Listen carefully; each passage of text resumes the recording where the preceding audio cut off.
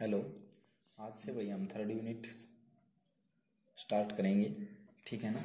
तो third unit के जो टॉपिक होंगे हमारे लिविंग इंटीग्रल को हम कवर करेंगे भाई। जो इम्पोर्टेंट क्वेश्चन होता है difference between living integral and Riemann integral और इसकी जो थ्योरम होती हैं हम उनको अब कंप्लीट करेंगे।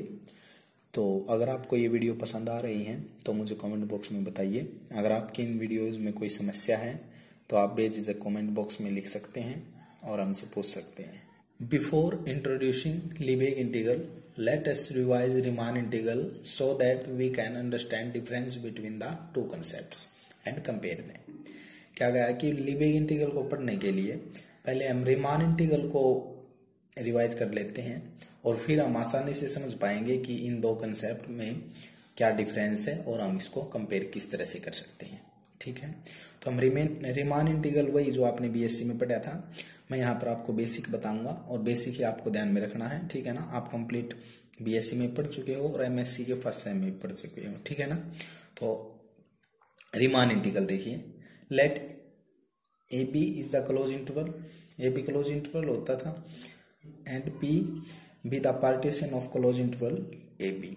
पी पार्टीशन होता था where p is the finite set of points x0 x1 x2 xn as, और फिर इनमें क्या रिलेशन होता था, a is equal to x0 less than x1 less than x2 इस तरह से लेस देन xn, मतलब कि इंक्रीजिंग ऑर्डर में। भाई दिस पार्टीशन जो p में कितने पॉइंट होंगे, ये कंसिस्ट पॉइंट n+1 और xi, ये ith पोजीशन पर लेंथ होगी, ठीक है ना। इस तरह से हमने लेंथ को जनरेट कर लिया और xn-1 xn, ठीक है।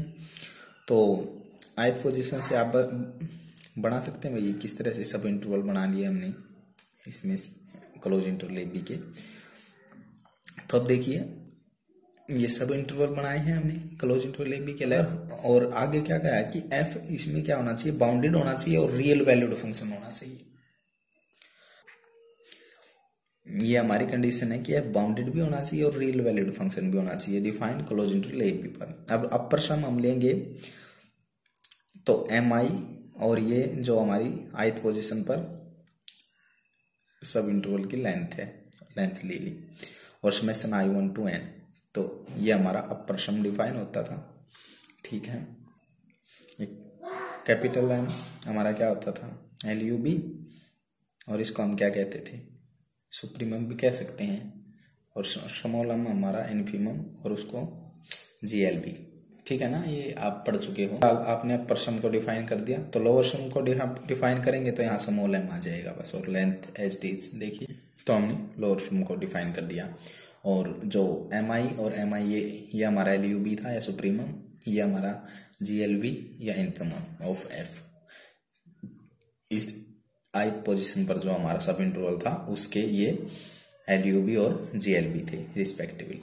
Then we define Riemann upper integral as, upper integral को हम डिफाइन करें R फॉर रीमान इंटीग्रल, तो A to B f dx। तो हम अपर सम जो हमने डिफाइन किया था उसका इन्फीमम ले लेंगे तो हमारा रीमान अपर इंटीग्रल आ जाएगा। अगर हम रीमान लोअर इंटीग्रल चाहते हैं तो जो हमारा हमने यहाँ पर लोअर सम को डिफाइन किया था उसका हम सुप्रीमम ले लेंगे, ठीक है ना, है ना। तो अगर ये अपर इंटीग्रल और लोअर इंटीग्रल दोनों इक्वल हो जाए तो हम क्या कहते थे कि भाई f हमारा रीमान इंटीग्रेबल है, और फिर हम इसको कॉमन वैल्यू ये लिख सकते हैं Riemann integral a to b f dx, ठीक है ना।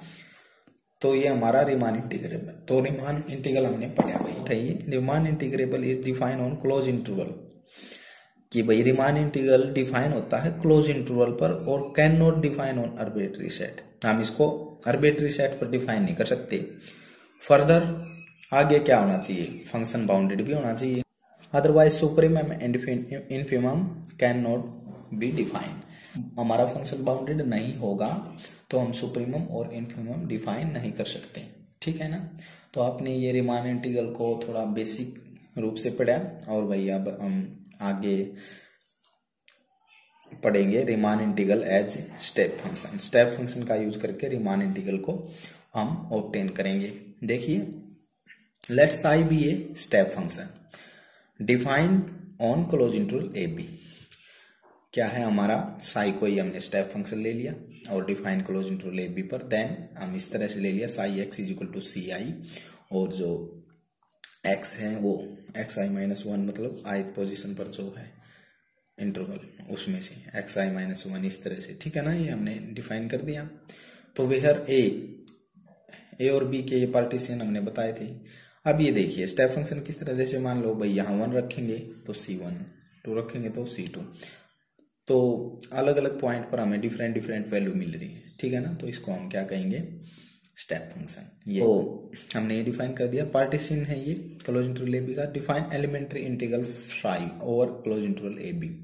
एलिमेंट्री इंटीग्रल को हम डिफाइन करेंगे, ये आपको ध्यान में रखना भाई किस तरह से डिफाइन कर रहे हैं। देखिए close interval a integral a to b psi x d x summation i 1 to n, और ये कहाँ है, ये सी आई तो थी, सी आई रख दिया, और ये ith पोजीशन पर जो लेंथ थी वो, और समेशन आई 1 to n, ठीक है। तो ये एलिमेंट्री इंटीग्रल हमने डिफाइन कर दिया, ठीक है।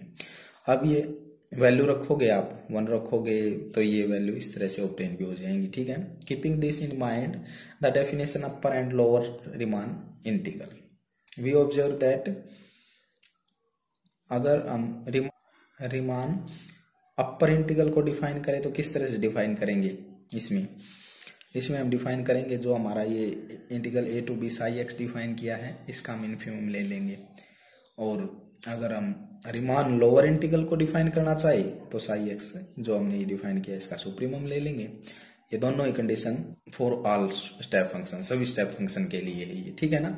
तो जो इन्फिमम वाला केस है उसमें क्या होगा, साई एक्स है जो ग्रेटर देन होगा एफ सी, ठीक है। जो ये साई एक्स होगा ये ग्रेटर देन और इक्वल हो सकता है एफ सी अगर इन्फिमम ले रहे हो। अगर सुप्रीमम लेंगे तो ये रिवर्स हो जाएगी कंडीशन। तो ठीक है ना, आपने अपर इंटीग्रल तो स्टेप फंक्शन में आपने पता चला कि भाई रीमान अपर इंटीग्रल हम किस तरह से लेंगे साई एक्स का इन्फिमम, और लोअर इंटीग्रल में सुप्रीमम ले लेंगे। इन्फिमम में ये कंडीशन सुप्रीमम में रिवर्स हो जाएगी, ठीक है ना। और ये जो कंडीशन है फॉर ऑल स्टेप फंक्शन, सभी स्टेप फंक्शन के लिए है, तो ठीक है ना।